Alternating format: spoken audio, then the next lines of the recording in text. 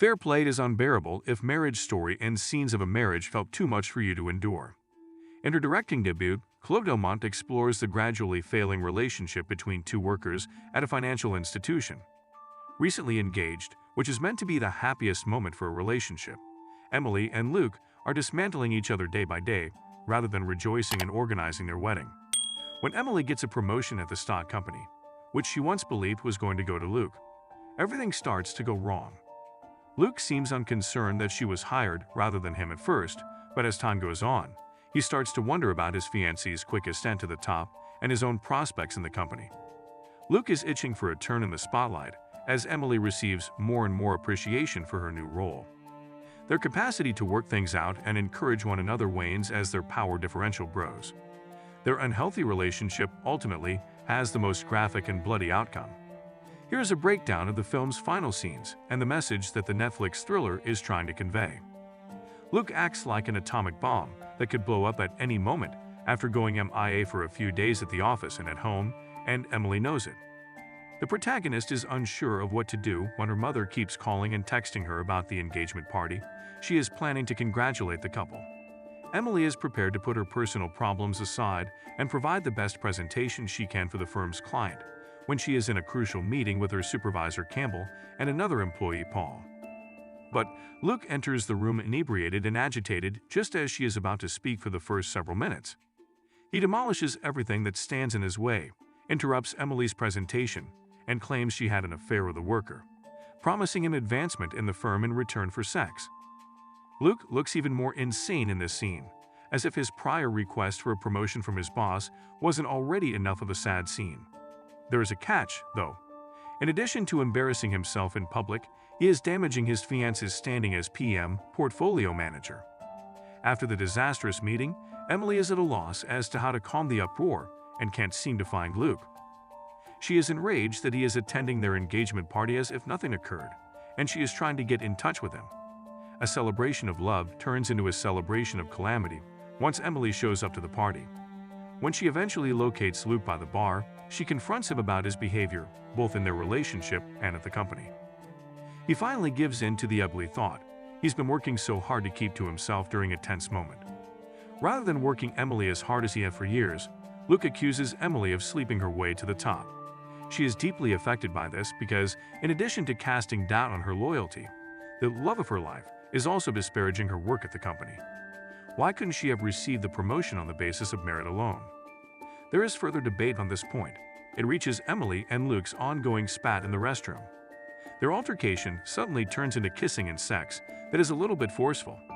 Viewers can no longer witness the chemistry-filled romance that arose after Emily unintentionally started her period at the beginning of Fair Play.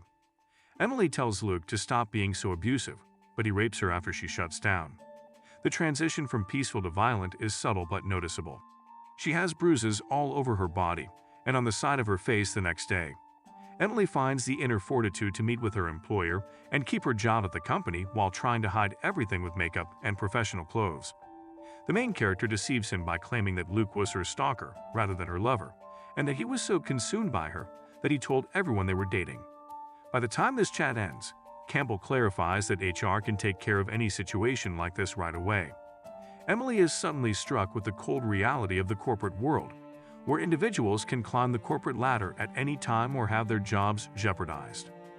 Those at the bottom are thrown out, but those at the top will always escape. During a moment of reflection, Emily notices that Luke's old job has been taken over by a new employee behind her desk.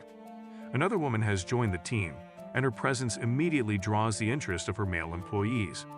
It is suggested that the heroine wonders if the woman will experience as many setbacks as she did in a competitive field that is predominantly dominated by men as she sits in the office chair and looks at her.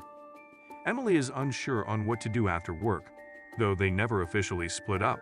What transpired the night before was the final thing she would ever go through with Luke.